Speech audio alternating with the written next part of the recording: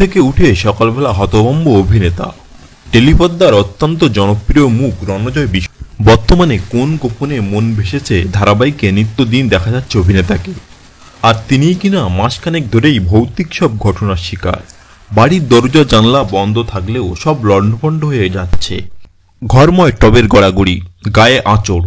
যদিও এসব কেন হচ্ছে তার ব্যাখ্যা খুঁজে পাননি রণজয়, তবে এবার সবটা ক্যামেরাবন্দি করে হাড়হিম করা অভিজ্ঞতা ভাগ করে নিলেন সোশ্যাল মিডিয়ার পাতায়। শনিবার রণজয় একটি ভিডিও পোস্ট করেছেন, সেখানে দেখা গেল কাঁচ ভেঙে ছড়িয়ে রয়েছে গোটা ঘরে, গাছের ডালপালা ভেঙে বেডরুমের মেঝেই টবের মাটি এ প্রান্ত থেকে ও প্রান্ত ছড়ানো, অভিনেতার ছবিও পড়ে রয়েছে মেঝেই।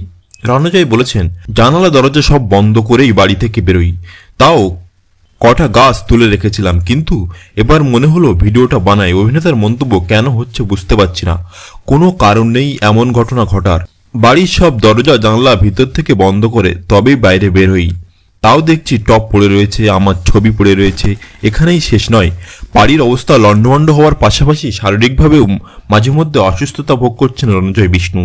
অভিনেতা বলেছেন, হাতে কাটা দাগ থাকে, ঘুম থেকে উঠে মাঝে মধ্যেই না পা নাড়াতে পারি না, কি হচ্ছে বুঝতে পারছি না। তবে এরকম ঘটনা বেশ কিছুদিন ধরেই ঘটছে, প্রায় গত ৩-৪ মাস ধরে।